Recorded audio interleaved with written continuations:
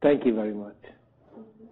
Before I start talking about the two books that I've chosen for today, I'd like to just give a few more general overview kind of remarks. One is that because they come from an oral tradition, most likely maybe 2500 BC, possibly earlier, they got written down around 600 BC, and I believe they changed, over the thousands of years, and they are being written even today. There are hundreds of them. These are like explanatory texts written along with other books.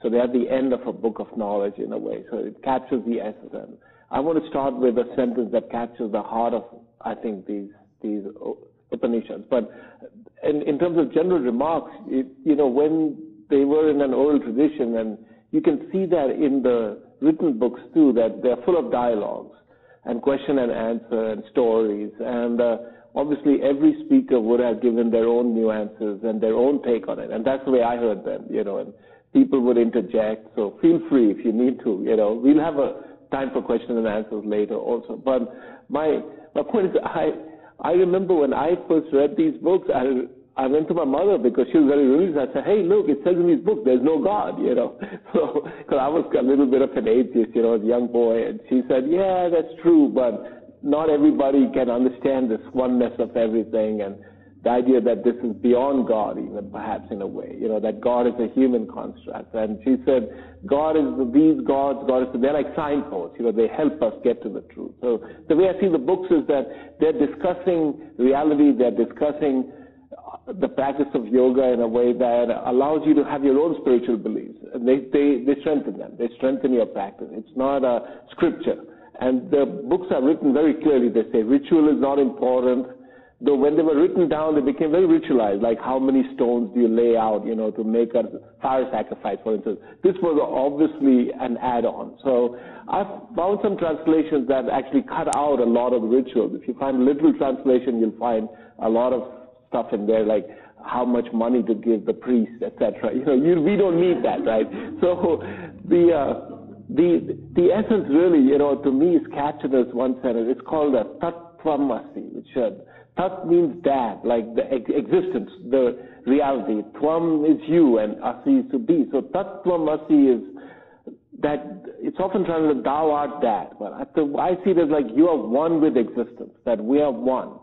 That to understand this, though, is very difficult for us, because the idea is that in the Taittiriya Upanishad, it starts with saying, let's discuss what's language, what are words, and how do we understand things. Because that's very key to, I think, being self-conscious and being human. And it says, as I said earlier, that it says learn and teach. So it's through this that you can understand these ideas better. But the idea of everything being one is difficult, because the idea is that let's take color as an example. If you had one color, it would be hard to have a word for color, because you need two colors, you need many colors before you could say, well, this is red and this is black. So the same thing with the world. We have to divide the world into concepts, objects. We can't see it as a continuum, because we can't then have language. Words are abstract. And I'll get into that, but there's a very interesting story in the Upanishad that talks about this. And the idea is that just like if there was one color, you would have a word for color. When we talk about the oneness of everything, we can't have a word for it. But we can have a signpost to it, which is like Om. So Om leads you in that direction. And the idea is that perhaps you could experience this feeling. You may be able to come closer and closer to this feeling of oneness with everything.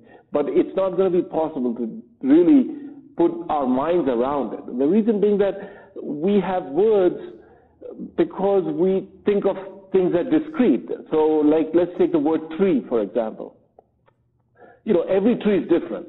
So when we say tree, obviously we've abstracted something. We say there's something common. Otherwise, we'd have to have a word for each and every specific tree. And we say, well, it has got some kind of a trunk, some branches, some leaves. So we've got this abstract idea of a tree. And I say abstract because if we looked at a real tree, we would have to define where does this tree end. And if you really start looking into it carefully, you see, well, the roots at their interface with the nutrients are full of bacteria. I mean, eating these nutrients, they're allowing the root to survive, the genome of the tree is spread out in the water around the root. So we have to arbitrarily cut this off and say, okay, this is the tree. Those are parts of the tree that is lost. Or if you go to the leaf, you say, well, there's light striking the tree, but is the light the tree? Where do we cut it off? So we make this abstract idea of the tree that applies to all trees, the word tree, and then we've cut it off that tree from the continuum. And of course, the thing is, you can't avoid doing that. That's how we are self-conscious. We have language.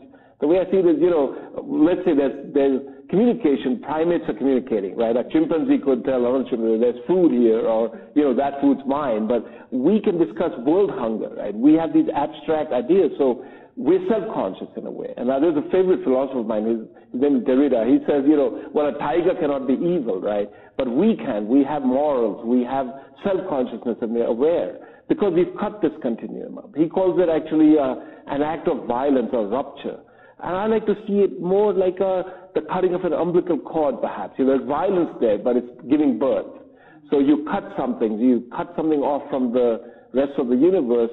Now it has life, and Derrida calls it the gift of death, because now you're self-aware, but you can die now, because you're not part of this flux. You're not in that same continuum.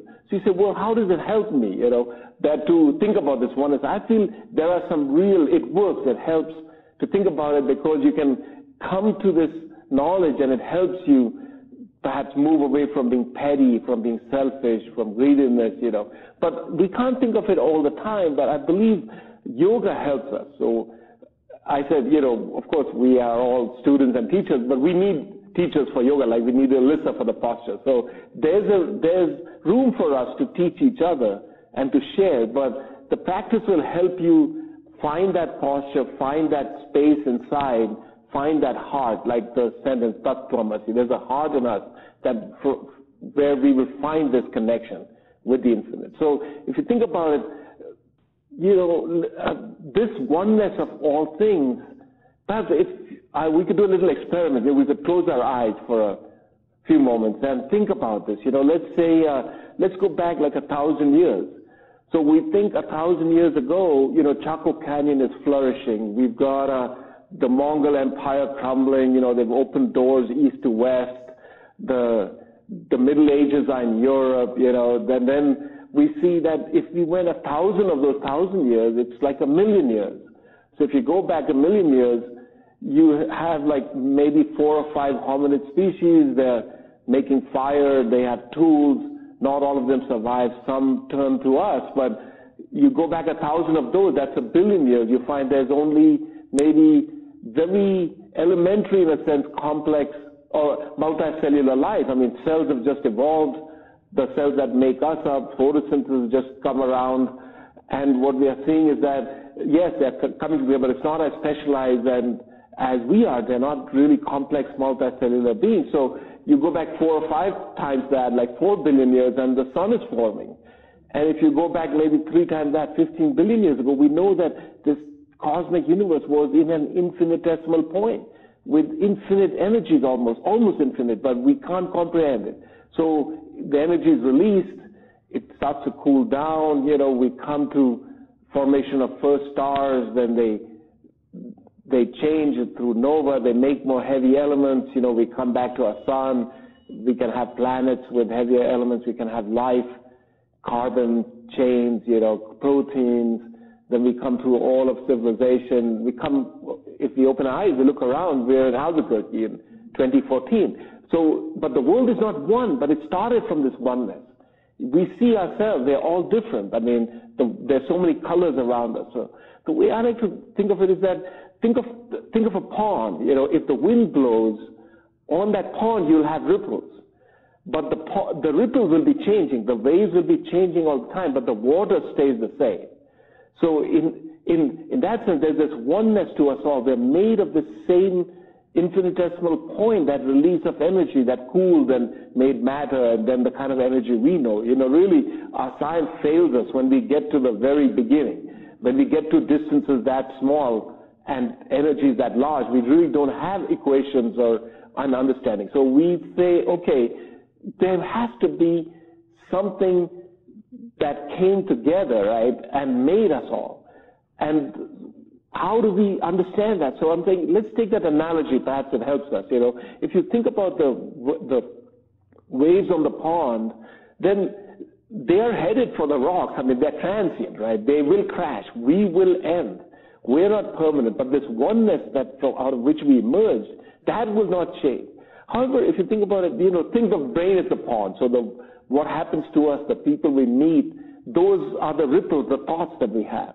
But what happens is that this is like with the pond water, the constituents in the water, what lives in the water affects those ripples. So I'm not saying that the way our brain is wired, what's our genetics, what's our life been, doesn't affect what we think. But clearly there's something underlying all this. And it's not that when we say illusion, the world is illusion, then we know that from Buddhism and some of these texts. But it doesn't mean it's not made of something real, but that it's transient. It's apparent in a way to be permanent, but it's not really permanent. It will change. It appears permanent to us, and we think I traveled through time, but maybe I'm a process that's coming into being. So that I is changing all the time. So then we can get into what our past life, perhaps my past life was yesterday or when I was 16. And what I did then affects me today, and what I do today will affect me tomorrow. So what I'm saying is that we are connected, but it's difficult to understand this. We can't understand it in words. We can experience this by thinking about it, by meditating on it. And it seems to me, that to me, it's like kind of like an extended metaphor, if you like, of the pond, that the pond is not isolated. We see it isolated by rocks, but if you think about it, the groundwater is moving, the streams are coming in and out, the rain is forming from the evaporation. That pond is connected to the ocean. And if you think about it, what's that water exactly? We start investigating that. The water is also rippled. It's vibrations. It's subatomic particles. They're vibrating. They're waves. So what seemed to us substantial, the waves in the water, it's all waves on waves in a way. It's all the same thing, the same energy, that same flux. So what happens then is that the way I think is, so we're in this pond, we're a wave, but we're kind of swimming, right? And if you try to swim, if you try to keep your head out of water all the time, you can't really move much. You're barely moving. You have to let yourself sink. Then you can swim, and then you can take a breath. You can come back and go back. So it seems to me you can lose that, or not lose, but perhaps strengthen your connection to this oneness. It's like when you sink into the water, and then you come back into being a separate being because you need to function. And the Taittiriya Upanishad says very clearly, take care of your material self, take care of your spiritual self, learn and teach, take care of your body, take care of your soul. So we have to find this balance. And that's what I'm saying is like, if you sit and meditate through yoga and think about this oneness, it will help you in life. It helps me. I mean, if you go through loss and you think, well, if you really look at it in a larger context, then the label on your clothes don't seem to matter much, in this larger context. So I think that's what it is to me, that we are going to have to help ourselves by thinking about the transient nature of what we're experiencing by this connection. Now, obviously, we can't do it all the time. And there's a favorite line of mine by Nietzsche. He says, I woke up in the middle of a dream knowing that I was dreaming. And I feel like, we do that at times. Suddenly we are self-aware that we are moving through life, and other times we are reacting to, what's happening around us. And it's interesting because you have to make this rupture. You have to make this idea that I am a self separate from the rest of the universe to become aware, and then you kind of return back to that. So there's a famous line by William Blake where he says, the sleep of life, the passage through eternal death, and the awakening of eternal life. So you cut yourself off, you've become self-aware, now you go back to merging with that oneness, you can come out again. And just like the pond is connected to the ocean, one of the commentaries to Upanishad says, the ego, and this is in the Gita too, it says the ego is like a stick, it's floating on the ocean, thinking I divide the ocean. So your ego is telling you I'm separate from the rest. But the idea is that through meditation, through yoga, you could perhaps become a line on the water. So you'll still have this sense of self that is separate, but it won't be as egotistical as a stick thinking, I divide the ocean. even though it's just floating there, doesn't see the connection. If we see that connection. And the second Upanishad that I want to talk about, the Chandogya Upanishad, is very interesting because it's a series of dialogues. And one of those is actually told, and I think this happened when it was written down, is a father and son. But the way I see it is, if you look at some of the early Upanishads, there are many women philosophers. So clearly, if they're asking questions and they're philosophers, there's a series we can discuss later if you're here about the dialogues in the forest, and the most pertinent questions, deepest questions are asked by women philosophers. So what I'm saying is, obviously she studied too. So it could easily have been a mother and daughter. But when it was written down, the stories are a father and son, and the father tells the son, look, I want you to study. We can't be a Brahmin in name. And that was the real intent. It's like Brahmins were intellectuals. He said, go and study. So the son comes back, he's full of ego. He thinks, I know it all, right? So the father asks him, he's like, hey, have you studied that one knowledge, which if you get initiated to that knowledge, then all other knowledge, fades away, kind of gets explained in a different way. And he's like, no, it's like, you know that one sound, which explains everything in a way, which leads you towards an understanding of it. He's like, no, that's not something my teacher knew about. So perhaps, Father, you could tell me. So the father said, okay, I'm going to explain this to you. So he says, bring me the seed of the banyan tree. There's got a series of parables like that. He says, take that seed and cut that seed. So he said, what do you see? And the son said, I don't see anything. He says, cut it again, And he sees something, but not much. Finally, he says, there's nothing here. He says, look, in that is that spirit of that tree, the great banyan tree is in that seed. So whenever you cut any little part of the universe out, if you investigate it, you will see this connection to the infinite. And that's why I think the second book, if I would encourage you to read it, the Chandogya Upanishad, has this beautiful line. So it's often translated with the same name, called the Lotus of the Heart. It says that there is this spirit, the spirit lives in this town of the body, and inside the body is this lotus of the heart, and inside that is a space. That space connects to the infinite. So if you can connect to that space inside that lotus of the heart, you can connect to that oneness and realize that we are made of the same oneness, that same what started, even like science says, 15 billion years ago, or perhaps many billions, more than that. We don't know yet. Really it fails us. So what I'm saying is that through yoga, through practice, we may come at times, like when we are swimming, we can sink in, come out, we could move better, we can take care of ourselves, take care of our body, take care of our mind, find that we are able to deal with loss, in a way. I know when my own mother passed away, I saw the story about her, they used to feel so much loss. And then the priest who came, I realized there's so much strength in tradition and ritual, that helps at times like that. But he talked about this thing that, there's no ego after death, that you are part of this oneness. And I was like, that really helps, in a way it helps. So it's helped me.